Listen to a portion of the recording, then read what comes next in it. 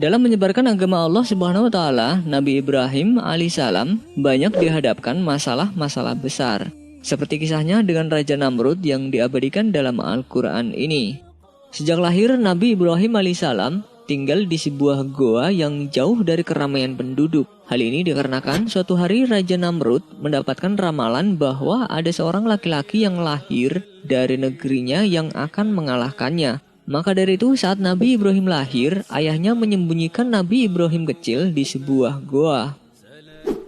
Ketika beranjak dewasa, Nabi Ibrahim mencoba keluar dari goa dan penasaran dengan kehidupan luar yang sebelumnya belum pernah dilihat. Nabi Ibrahim bingung melihat banyaknya manusia yang menyembah patung. Kemudian ia pun bertanya kepada ayahnya seperti yang tertera dalam Al-Quran. Ingatlah ketika Ibrahim berkata kepada bapaknya dan kaumnya, "Patung-patung apakah ini yang kamu tekun beribadat kepadanya?" Mereka menjawab, "Kami mendapati bapak-bapak kami menyembahnya." Quran Surat Al-Anbiya ayat 52-53.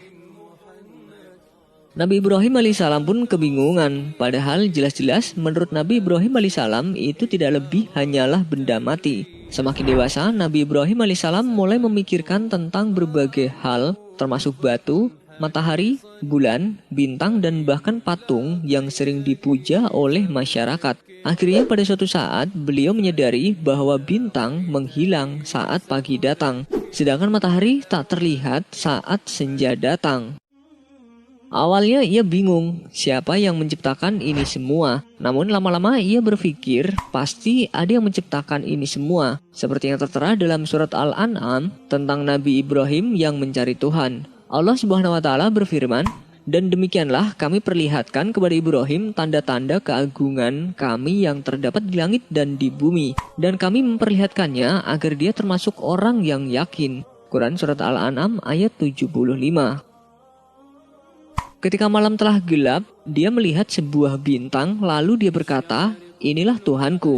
Tetapi tatkala bintang itu tenggelam, dia berkata, "Saya tidak suka kepada yang tenggelam." Quran Surat Al-An'am ayat 76.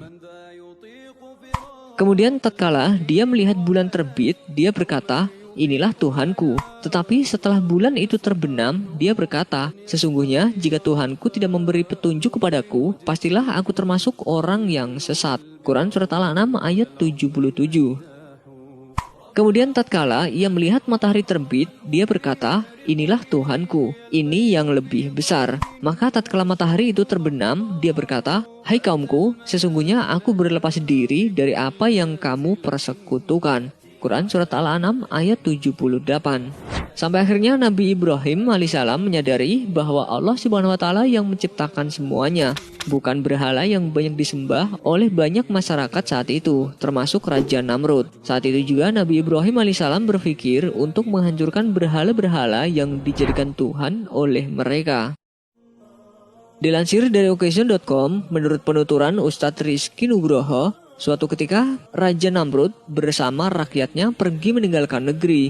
Namun Nabi Ibrahim alaihissalam mengaku kalau ia sedang sakit dan tidak ikut pergi. Di saat itulah Nabi Ibrahim alaihissalam memanfaatkan kesempatan tersebut dengan menghancurkan berhala yang dianggap sebagai Tuhan.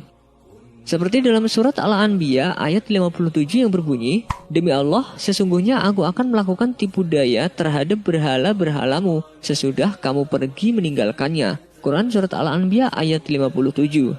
Nabi Ibrahim alaihissalam menghancurkan 72 berhala dan menyisakan satu berhala yang paling besar. Pada patung yang paling besar itu, Nabi Ibrahim alaihissalam meletakkan kapak yang digunakan untuk menghancurkan berhala lain di lehernya. Saat Raja Namrud dan pengikutnya datang, mereka kaget dan sangat marah melihat patung yang mereka sembah hancur berantakan. Saat itu Raja Namrud bertanya kepada Ibrahim, siapa yang berani melakukan hal itu? Namun Nabi Ibrahim alaihissalam malah menyuruh mereka bertanya pada berhala yang paling besar itu, karena ia satu-satunya yang memegang kapak. Tapi mendengar hal itu, Raja Namrud malah marah dan bilang mana mungkin patung bisa diajak berbicara. Dengan lantang Nabi Ibrahim alaihissalam menjawab, jika patung yang tak dapat bicara dan bergerak, mengapa dijadikan Tuhan dan harus disembah? Seperti yang tertulis dalam Al-Quran saat Nabi Ibrahim alaihissalam berbicara kepada Raja Namrud dan kaumnya. Berkata Ibrahim, apakah berhala-berhala itu mendengar doamu sewaktu kamu berdoa kepadanya? Atau dapatkah mereka memberi manfaat kepadamu atau memberi mudarat? Mereka menjawab, bukan karena itu. Sebenarnya kami mendapati nenek moyang kami berbuat demikian. Quran Surat Asy-Syu'ara ayat 72-74. Mendengar jawaban Nabi Ibrahim alaihissalam, sang raja dan masyarakat pun terdiam sejenak. Selain itu, Raja Namrud dan pengikutnya pun tak bisa membantah. Tapi Raja Namrud memerintahkan Nabi Ibrahim alaihissalam untuk ditangkap dan dibakar hidup-hidup. Namun setelah api itu padam, Nabi Ibrahim alaihissalam masih segar bugar dan tidak mengalami luka sedikit pun. Itulah yang menjadi mukjizat Nabi Ibrahim alaihissalam yang tidak mempan dibakar. Allahu a'lam.